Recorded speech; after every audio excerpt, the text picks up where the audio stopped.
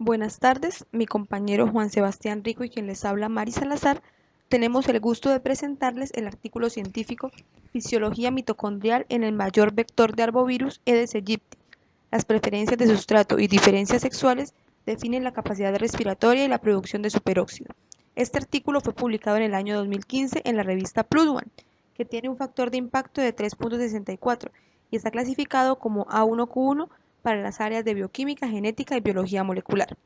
Para comenzar, recordemos que los mosquitos hembra de la especie Aedes aegypti absorben sangre, lo que desencadena el proceso de oogénesis y posibilita la transmisión de los virus que causan el dengue y la fiebre amarilla, ambas enfermedades de interés en salud pública, pues juntas producen alrededor de 400 millones de casos nuevos al año.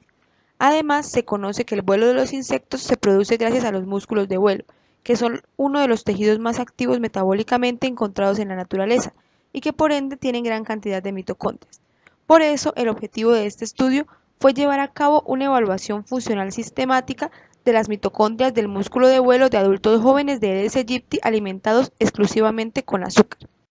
En este estudio se emplearon mosquitos de la cepa ojos rojos de Aedes aegypti que se mantuvieron a 28 grados centígrados en ciclos de luz-oscuridad de 12 horas. Los mosquitos usados fueron jóvenes adultos de entre 5 y 7 días de aparición. Las mitocondrias fueron obtenidas del tórax de dichos mosquitos, que es donde se encuentran los músculos de vuelo.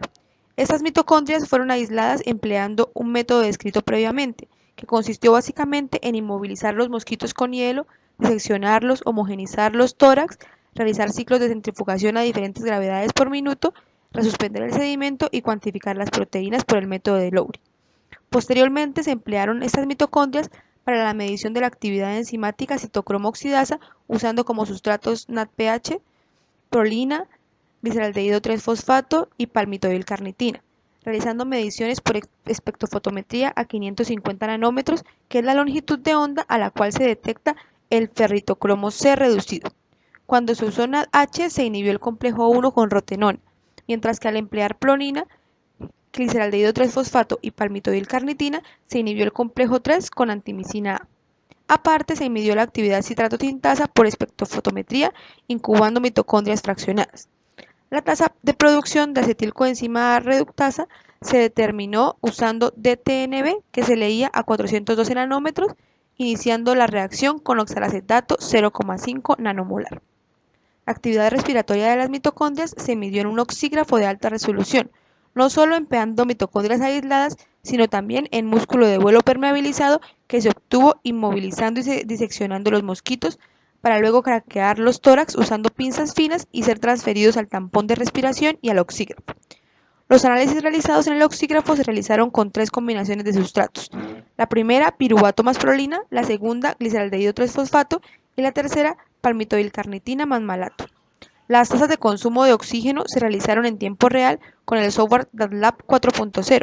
Además, se midió la capacidad de liberación de peróxido de hidrógeno mediante la medición de fluorescencia de resarsudina debido a la oxidación de un complejo rojo. De forma resumida, se incubaron las mitocondrias en presencia de peróxido de rábano picante y las mismas mezclas de sustratos nombradas anteriormente. 1. Piruvato más prolina, 2. Gliceraldehído 3-fosfato, 3. Palmitoylcarnitina más malato. La velocidad de oxidación se midió a 530 nanómetros de excitación y 590 de emisión. A continuación, para evaluar la topología de los sitios de generación del peróxido, se utilizaron los inhibidores clásicos del sistema de transporte de electrones, oligomicina y FCCP, que es el desacoplador de la respiración. Resultados. Entonces, inicialmente ellos vieron que había unas diferencias morfológicas entre hembras y machos. Las hembras presentaban un mayor peso corporal, presentaban una mayor longitud y mayor área en sus alas. Pero estas diferencias morfológicas o este dimorfismo sexual no se acompañaba de una diferencia marcada en cuanto a la cantidad de proteínas mitocondriales. Es decir, que al momento de cuantificar las proteínas, pues no había, los datos fueron muy similares, ¿sí? Como lo podemos ver acá. Bien, luego ellos pues entendiendo que hay diferentes sustratos que pueden servir como fuentes de electrones a la cadena de transporte de electrones, ellos van a mirar cuáles sustratos pues son los que en el mosquito son los más importantes y lo van a mirar en 4 sistemas de transporte diferentes que están relacionados con la reducción del citocromo C. Adicionalmente van a mirar la actividad de la citocromo C oxidasa, es decir, del cuarto complejo, y también de la citrato sintasa del ciclo de Krebs. ¿Qué encontraron? Entonces, vieron que el complejo 1, es decir, la NAT deshidrogenasa, y también este sistema de glicerol trifosfato eran los que principalmente alimentaban de electrones al citocromo C, y que este citocromo C oxidasa es el que mayor actividad presentaba. Obviamente, estos sistemas, ¿sí?, lo hacen a partir de sustratos como el NAT y sustratos como el glicerol trifosfato, esto tanto en hembras como en machos. Otra cosa importante que ellos advirtieron acá es que la oxidación de este palmitoidincarnitina, ¿sí?, no fue capaz de promover la reducción del citocromo C. ¿Sí? Mira, aquí vemos que no produjo la reducción del citocromo C. Y esto obviamente nos indica pues, que los lípidos no son los mejores para la respiración allá a nivel de la mitocondria del mosquito. Listo, ya identificado que esos dos complejos o esos dos sistemas de transporte de la cadena de transporte de electrones, el complejo 1 y este sistema glicerol trifosfato son los que más actúan en el mosquito. Ellos lo compararon con otras especies de insectos que también utilizan estos sistemas y algunos vertebrados, y se dieron cuenta que el consumo de oxígeno a partir de estos sistemas en el mosquito es muy bajito. Por ejemplo, miren este consumo de oxígeno de 691 para este sistema NAT dependiente en la mosca de la fruta, o este consumo de oxígeno de 611 para este sistema glicerol trifosfato dependiente en esta langosta, en esta especie pues como de grillo migratorio, son muy altos. ¿Y por qué si ellos utilizan los mismos complejos, el mosquito Aedes aegyptus tiene unos consumos tan bajitos? Entonces ellos aquí lo que pretenden es, por medio de esta respirometría de alta resolución, utilizan los protocolos estos de titulación con inhibidor, desacoplador e inhibidor, poder comprender un poco más las capacidades respiratorias de las mitocondrias y los sustratos que utiliza pues este músculo de vuelo del mosquito. Entonces aquí vemos cómo tanto para un estado fosforilante como un estado desacoplado, los sustratos que más contribuyeron a la respiración fueron el piruvato y la prolina, ¿sí?, seguidos del glicerol trifosfato. Y de último, con una muy poca contribución, la palmitoilcarnitina y el malato, ¿sí? También pues obviamente miren, estos sustratos fueron los que produjeron un mayor flujo de oxígeno. Miren aquí utilizando piruvato y prolina, ¿sí?, cómo producen estos flujos de oxígeno grandísimos que generan pues obviamente un consumo de oxígeno marcado, ¿sí?, tanto en los estados fosforilados aquí por ADP como en los estados desacoplados, ¿sí?, también producen unos flujos de oxígeno bastante grandes. Entonces vemos que el sustrato allí que más contribuye a la respiración entonces es el piruvato y la prolina. Y esto se correlacionaba pues que cuando ellos ponían a los mosquitos a volar hasta la fatiga, ¿sí?, ellos encontraron unas depleciones de los niveles de glucógeno tanto del músculo de vuelo, ¿sí?, como del cuerpo graso de la Aedes aegyptus, ¿sí? Eso se está correlacionado entonces pues con la utilización de este tipo de sustratos en el músculo de vuelo. No así las reservas de grasa, como vemos acá, y pues como vemos acá también, se utiliza muy poco, ¿sí?, se utiliza muy poco esta palmitoilcarnitina, y ellos vieron que cuando el mosquito llega al agotamiento y las reservas de glucógeno estaban depletadas, las reservas de grasa pues se mantenían prácticamente intactas, ¿no? Y eso se correlaciona con lo que vimos anteriormente, de que la palmitoilcarnitina no era capaz o no producía en realidad una oxidación, ¿sí? Perdón, una oxidación no, una reducción del citocromo C.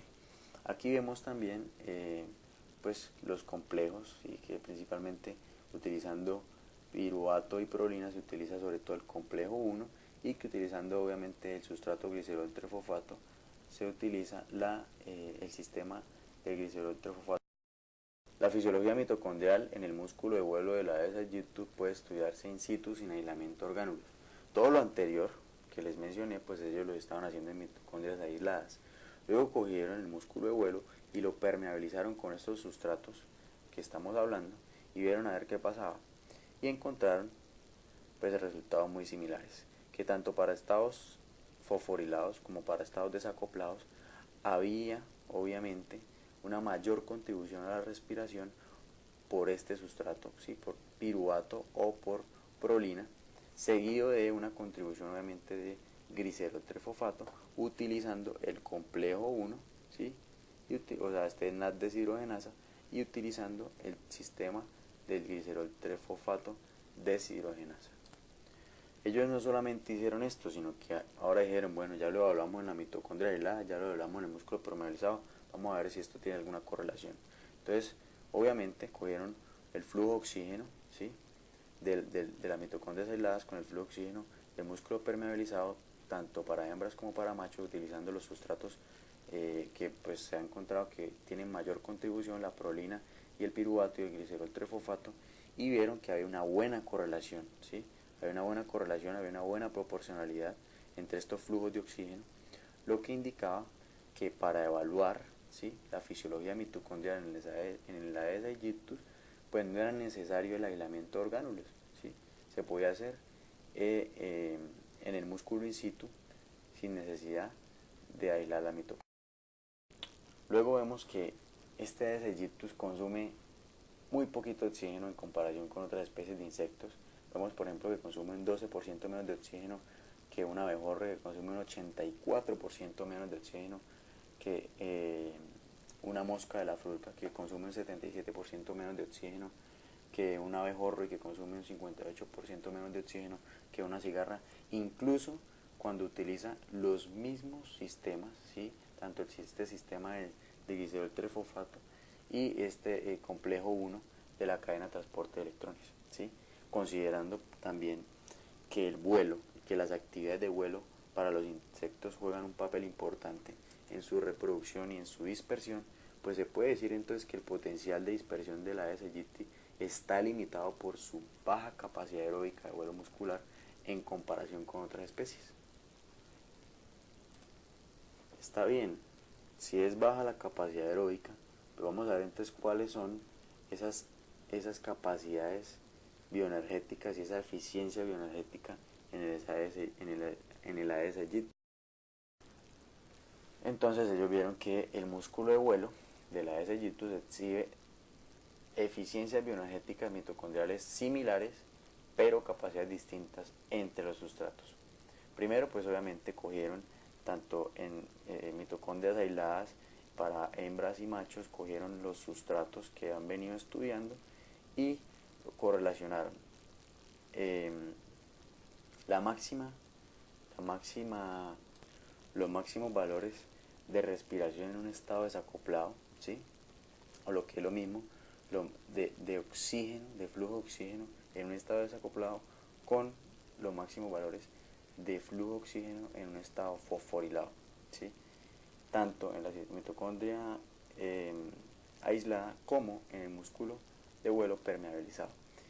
Y pues lo mismo para hembras, para machos y para los mismos sustratos.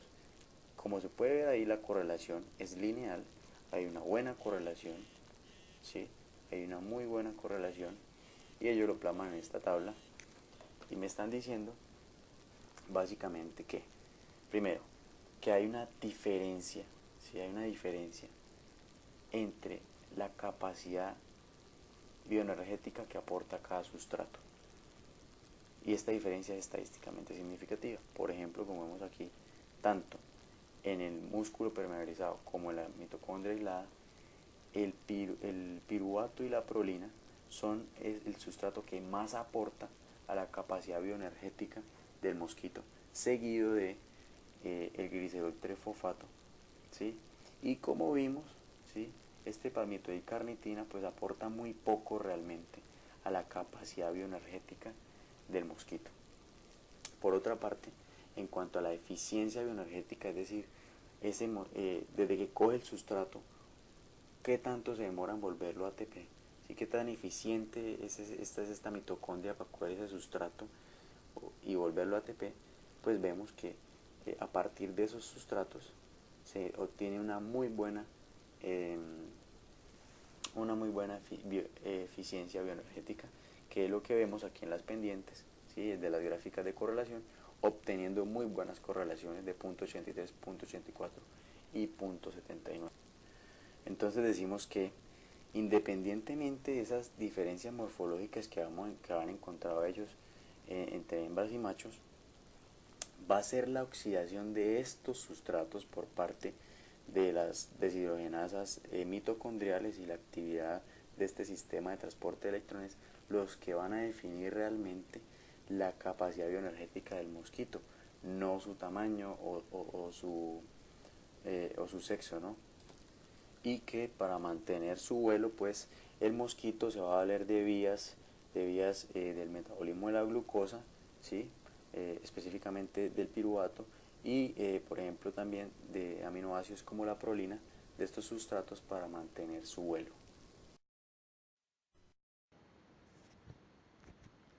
En esta gráfica podemos observar el flujo de oxígeno en hembras y machos con diferentes sustratos. Las hembras corresponden, como podemos ver, a las barras limpias y los machos a las barras con entramados. Se hizo, como ya dije, en presencia de diferentes sustratos y además en diferencia de diferentes inhibidores y de FSCP, que es el desacoplador de la respiración. Se observa que las tasas respiratorias son menores en los machos para todos los sustratos empleados, lo que puede deberse a que las hembras tienen una mayor demanda energética debido a su papel reproductivo. Además, se observa que la oxidación de la prolina, que está acá, fue 4.6 veces mayor en hembras que en machos. Esto debido a que las hembras son quienes consumen la sangre y se han adaptado mejor al metabolismo de los aminoácidos, empleando estos como fuente de energía. Las gráficas A, B y C corresponden a mitocondrias aisladas, mientras que la D y la E corresponden al músculo permeabilizado. Se aprecia que ambos, tanto mitocondria aislada como músculo permeabilizado, siguen la misma tendencia, lo que significaría que no es necesario aislar las mitocondrias y que la fisiología se puede determinar realizando mediciones in situ. En la figura de la derecha podemos ver el peso del mosquito en este eje versus el flujo de oxígeno en el eje Y, cuando la respiración está desacoplada, es decir, en presencia de FSCP. Como vemos, la relación es directamente proporcional, es decir, el peso y la respiración se relacionan positivamente. Dado que las hembras pesan más que los machos, las diferencias en la respiración podrían deberse a esto. Sin embargo, no es el caso para el metabolismo dependiente de prolina, pues este metabolismo fue 4.6 veces mayor, mientras que el peso corporal de las hembras es solo 1.7 veces mayor comparados con los.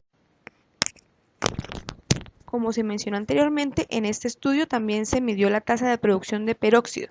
En esta tabla podemos observar la tasa de producción de dicho peróxido tanto en hembras como en machos, en presencia de oligomicina para ambos casos y de FSCP, es decir, en las condiciones no fosforilantes y en presencia del desacoplador, no fosforilantes con oligomicina desacoplada con FSCP. De esta tabla podemos concluir que las tasas de formación de peróxido en ambos sexos fueron entre un 20 y 80% mayor en las condiciones no fosforilantes, estas y estas, que luego del desacoplamiento, esta y esta, y que la producción de peróxido, mientras se usó como sustrato piruvato más prolina y 3-fosfoglicerato, fueron mayores que con palmitoil-carnitina y malato. Podemos ver que con piruvato y prolina se tuvo una producción de 371, con gliceraldehído 3-fosfato 369 y con palmitoil-carnitina apenas 112. Lo que quiere decir que los ácidos grasos desempeñan un papel menor en la formación de peróxido en el músculo de vuelo de Aedes aegypti. En la siguiente tabla vemos la producción de peróxido también en machos y hembras en condiciones de desacoplamiento con FSCP, usando rotenona para inhibir el complejo 1 y posteriormente empleando antimicina A para inhibir el complejo 3. O sea, Cuando agregamos rotenona ya estaba desacoplado. Cuando agregamos antimicina ya estaba desacoplado e inhibido el complejo 1. Se observa que al inhibir el complejo 1 solo se causaron ligeros aumentos en la tasa de producción de peróxido, por ejemplo de 207 a 260, en presencia de los aminoácidos y de gliceraldehído 3-fosfato.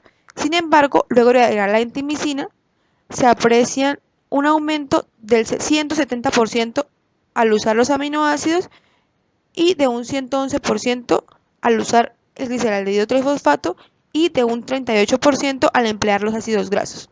Si tenemos en cuenta que estos valores se obtuvieron con los complejos 1 y 3 inhibidos y que la respiración estaba desacoplado, se deduce que las únicas fuentes de electrones serían las deshidrogenasas, gliceraldehído 3-fosfato deshidrogenasa, prolina deshidrogenasa, entre otras.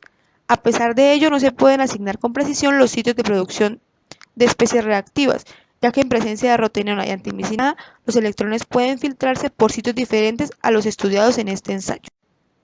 Para terminar, vemos en esta gráfica el resumen de las principales vías metabólicas que operan en el músculo de vuelo de Aedes aegypti descritas en el artículo.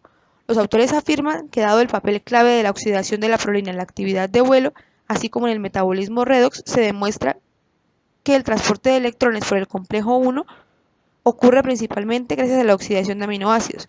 Esto significa que en las hembras la preferencia por este sustrato se debe a que evolutivamente se diseñó que se ahorre glucosa y lípidos para realizar la oogénesis y la embriogénesis.